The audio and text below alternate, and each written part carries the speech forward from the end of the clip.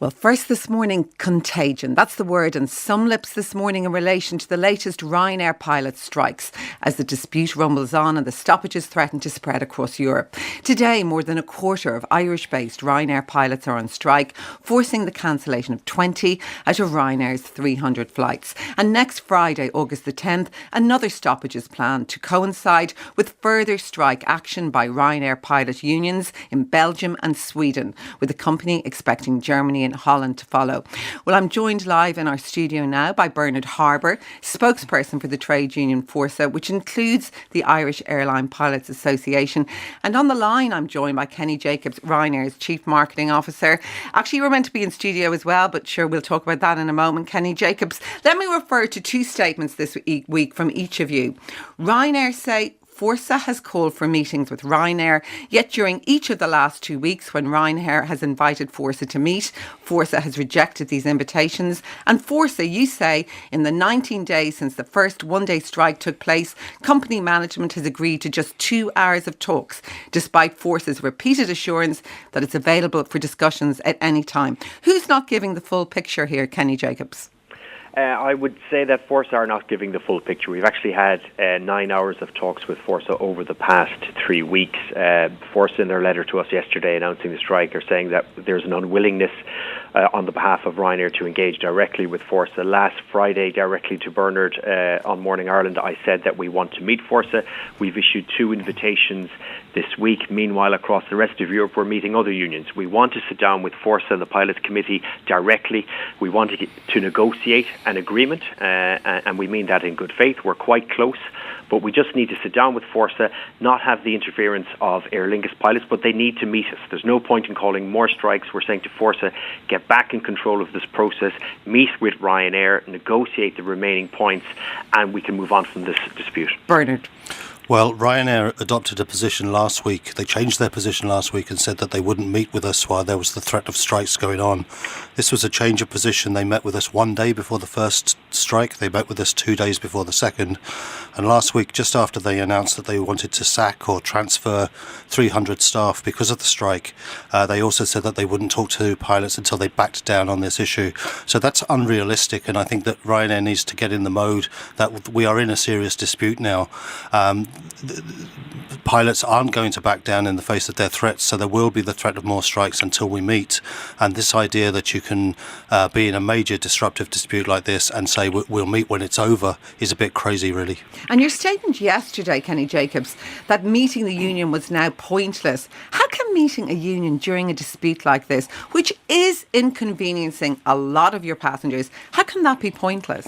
Meeting the union is never pointless if that union is meeting us in good faith to conduct serious negotiations. In the meetings that we've had with them so far, Forsa, in our opinion, are not serious about the negotiations. But you're deciding they're not in good faith. Miriam, this is like a couple sitting down to resolve some issues, and one member of that relationship having their bags packed already in a taxi with the engine running.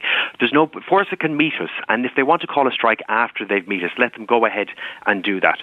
But they are not acting in good faith when they're saying, right, we'll call a strike before we meet you. You know, that's what we're dealing with. They're not willing to engage with us properly. They're not willing to sit down, go through a proper negotiation. That's what we're calling for. That's what we're doing across the rest of Europe with other unions, and we're making progress. So we're asking Forsa, why can't we make the same progress here in Ireland with you? And it's because there's interference, and this process, we believe now, has slipped out of the control of Forsa, and we think it's a small number of Aer Lingus pilots that are actually running this process rather than Forsa. Now, just before I bring Bernard Harbour, where is your proof for that, Kenny Jacobs?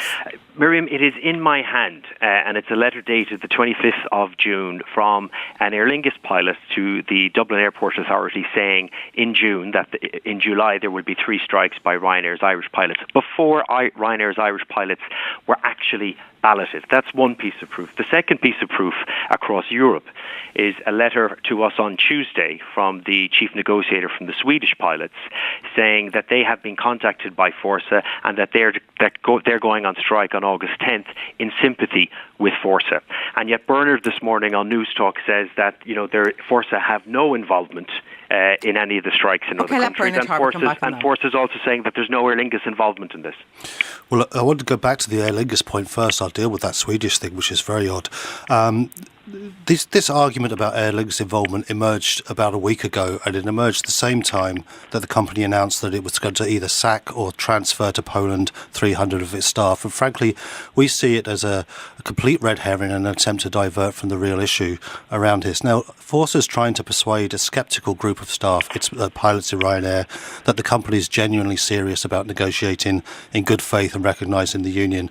And the company's actions last week have made that much more difficult. Not just this threat to sack people, but also the refusal to talk until pilots back down. And then they've spent the last week, instead of talking to us, misrepresenting the Fórsa position. But are you, Bernard Harbour, in contact with pilot unions in other countries, and are you coordinating further strike action? There's no question of coordination, and I haven't seen the Swedish document that Kenny Jacobs refers to, but I can certainly say with absolute clarity that Fórsa have made no contact with unions in other countries. So I'd put it to you this way, Miriam. Friday, today is the 4th strike. Next Friday will be the 5th strike by Irish-based Ryanair pilots, and no other pilots have been on strike. So there's no question of collusion. We've been at this now for nearly 3 weeks. But if you did want a resolution, and maybe Ryanair should not be behaving as they are by saying they won't talk to you if a strike has been called, but why call the 5th strike knowing the position of the company? Because that puts a resolution further down the road and inconveniences passengers more, Bernard Harbour. From before the first strike, we've said to the company there will be strikes if there's no movement on the issues. But you know it's provocative to them. But Miriam, you see, what's happened last week is that a threat was made to pilots, a threat that they could lose their jobs, and the company expects the pilots to react to that by saying, that's okay, we don't need any progress, we'll just meet on any precondition that Ryanair puts up. That's just not realistic. That's just not how human beings behave when somebody provokes them and when somebody threatens them. So in any other dispute of this nature, there would be discussions regardless of whether there were strikes, and there can't be a resolution to this unless Ryanair changes and removes that precondition. Okay, Kenny Jacobs, remove that precondition. And to be honest, it was like an incendiary device, wasn't it? Throwing in that threat that jobs would be lost. It's a commercial decision that we took. Look, the Irish market... But it was provocative. That's how Fórsa can interpret it. We are a commercial organisation and we do have a responsibility to our shareholders. The Irish market has become... is performing not as we would like because of the uncertainty created by strikes, and we're moving aircraft. That's something that we do every year. Now it's being used as, okay, this is bullying tactics from Ryanair. It's not. It's a commercial decision because we have a responsibility to our shareholders. If I can come back on Bernard saying there's no collusion between Fórsa and the unions in other markets. I mean, it's either Fórsa are misleading or the other unions in those other markets are lying, or Fórsa don't have control of this process. I'm looking at a document, we'll probably put it on our website later today, which is from the Swedish union saying because of their contact with Fórsa. Let me ask Bernard a direct question. Bernard, yes or no, did an Aer Lingus pilot, and this letter is on our website, did an Aer Lingus pilot write to the DAA saying there will be 3 strikes by Ryanair's Irish pilots in advance of those pilots being balloted? A simple yes or no answer, because that letter is available on our website now. Bernard? The chairperson of IALPA, which is a branch of the union that represents pilots in all airlines in Ireland, all Irish-based airlines, and obviously there's only one chairperson of a branch, wrote a letter out of courtesy to the DAA saying there was the possibility of industrial action. The reason that letter was written was because you have to line this up with the airport police. And he works for Aer Lingus, basically. He works for, but he wrote in the capacity as chair of the branch. He could have worked for CHC Helicopters, for Stobart, or for any other airline. I mean, this is a complete red herring. Sorry. Yeah, no. And Kenny Jacobs, I mean, does that really matter? If it's hang on a second, if it's an Aer Lingus pilot, you seem obsessed and fixated on Aer Lingus, Kenny Jacobs. Should you not be focusing on resolving this dispute for your passengers and the sake of your company? And that's exactly what we're trying to do. But you're obsessed with Aer Lingus. We're obsessed with having a fair pitch, Miriam. We want to sit down with Fórsa. We want to sit down with the pilots committee. That's what we do in every other market where we're making progress. But what we don't want is this interference. In the times when we have sat down with Fórsa, they're calling a recess every half an hour to go to talk to these Aer Lingus pilots, and it's completely unreasonable. It's unacceptable to us. We don't face this situation in other markets, and it indicates that Fórsa have lost control, and this process is now, they're part of this process. process is being controlled by a small number of Aer Lingus pilots, and it's one in particular. Now, I'm sure listeners will go, what is the drama with Aer Lingus and why are Aer Lingus involved? They are involved in this. And why are Ryanair obsessed with Aer Lingus? And we're obsessed with having a fair and proper negotiation with Force. Okay, let's talk about that for a moment before I bring Bernard back. You claim to have agreed to 9 out of the 11 requirements, Kenny Jacobs. But why did Ryanair change the wording of the terms before agreeing to them? There is no ulterior motive in changing the wording. I know Forza have indicated and implied that we have some objective to completely change the meaning. We are doing this to put the language into language that our pilots typically understand and in the way that we communicate with our pilots. But Miriam, this is what the negotiation should go through. If Forza sit down with us and we go through the language of 9 of the 11 points, I'm sure we can agree that. That's what we're looking to do. Just sit down with a table and get down to these types of matters rather than Forza just calling more strikes. Bernard Harbour, on the 9 out of the 11 points. Yeah, but there isn't agreement on 9 points out of 11, and Ryanair have tried to minimise or suggest that the gap between us is more narrow than it is. But I think what's happened here is in the middle of last week, it seems to me that Ryanair decided that they would try to deal with this as a PR issue rather than an industrial relations issue. There's all this stuff going up on Twitter and press releases being issued, making claims about the union's position. They'd be far better getting back into the industrial relations arena, which is where this will be resolved. There won't be a resolution to this dispute until we're in talks.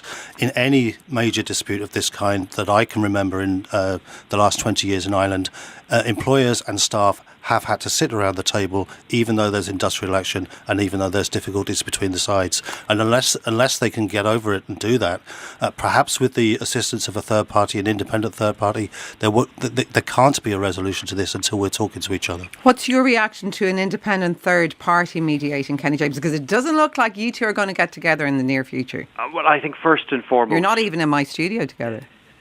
That's because I'm having a busy day and I couldn't face but you were meant the to traffic. Be here. Miriam, next time I promise I will be.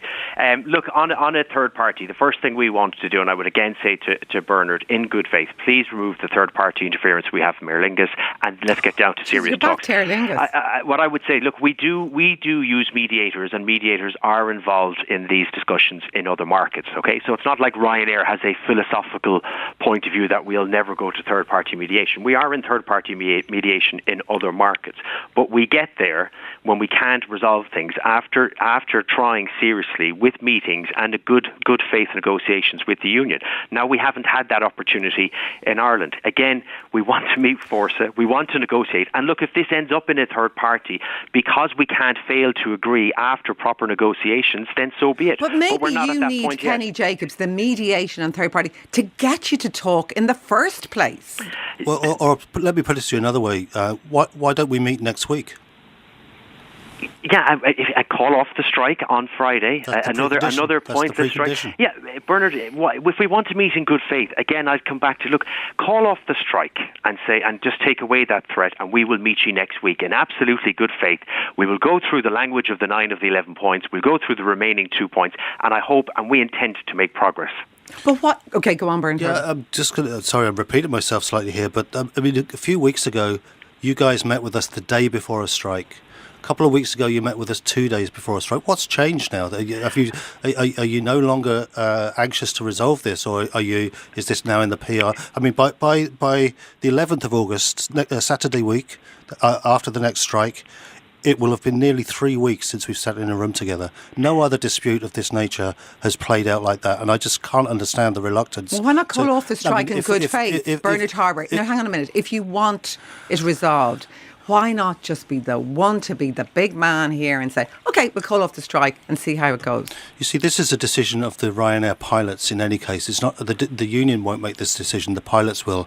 And what they see is they've been threatened last week with losing their jobs, and now they're being asked to back down in order to get back into negotiations. That's just not that's just not human nature. It's not going to happen like that. And Kenny Jacobs, I put the same point to you. Why not just meet them, even if they don't call off the strike? I mean, this is hugely damaging for your business in Ryanair. You know, people are actively booking with other airlines just because of the uncertainty. Why not meet?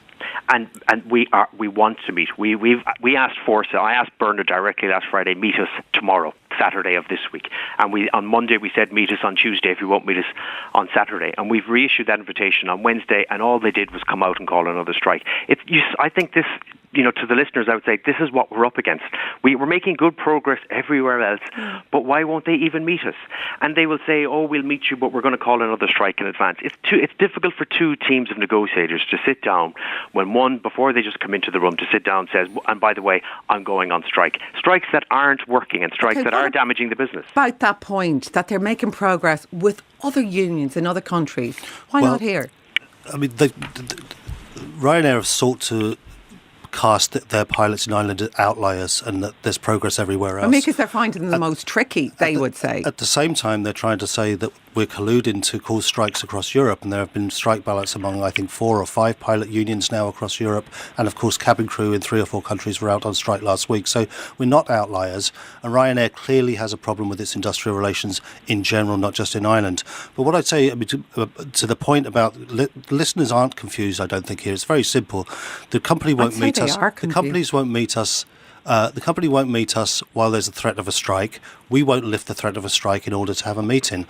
This, to me, is a classic argument for an independent third-party mediator to try to get through what is now an impasse, which risks running to 3 weeks or more before we actually talk about resolving the problem. How long are you prepared, I suppose, to allow this to continue for your company and for your passengers? Well, look, we want to bring it to a head, and bring it to a head means sitting down and having a proper negotiation. And if we can't work it out then, and that does require, and both sides agree that does require a third party, then that is something that we would consider. But first, when do you decide that? Like when? Next week? Miriam, when we've had proper meetings with them. Again, Bernard is saying today we want to meet. In their letter to us yesterday, they're saying we won't engage and we're unwilling to meet with them directly. I'm saying directly to Bernard again today, Bernard, we want to meet with you. We want to have proper negotiations with Forsa and the Pilots Committee. We want to get this resolved, and we do think the gap can be closed, but you need to sit down with us and meet us, properly negotiate in a serious way, not without the involvement of Aer Lingus, and do that soon. And as a sign of good faith, call off the strike, and we'll do that next week. But don't call a strike and then say, okay, we're serious about these meetings, because you're clearly not. We're just going to continue to make progress. We've had meetings this week with pilots in the UK and pilots in Italy. We've moved beyond the union recognition agreement, which is what we're trying to do with E. We're going to complete collective labour agreements over this autumn in other markets, while Forsa is still talking about third parties talking about other things. Well, I mean, I've outlined the Forsa position a number of times. It's not credible for us to go back to our pilots and say, you've been threatened now with the loss of your job, and the company said it won't meet you unless you back down. And now we want you to back down in order to have a meeting. In any other industrial dispute of this nature, the parties would be sitting down and talking regardless of the notice of industrial action. In fact, in some ways because of it, because that means it's a serious problem that needs to be dealt with. So if the company is not able or is unwilling, and it seems to me that they are unwilling to actually get into a negotiation, that they're looking for, to quote, to bring it to a head in some way, if they're unable or unwilling to do that, then clearly it makes sense to at least contemplate having some external independent assistance in this. Okay, one line from you, Kenny Jacobs, and then I'm going to wrap it. I would say to Bernard and to Forsa, get back in control of this process. Please remove any interference that is spoiling the pitch. Meet with us next week. Call off strikes. Get down to proper negotiations. If those negotiations don't work, we want to bring this matter to a close. We will consider everything, including third-party mediation, once we know that both sides can't agree things. But first, let's try that, Bernard. Okay, well, Bernard Harbour, Kenny Jacobs, I appreciate you both speaking to me this morning. We'll take a break. Today with Miriam on RTE Radio 1.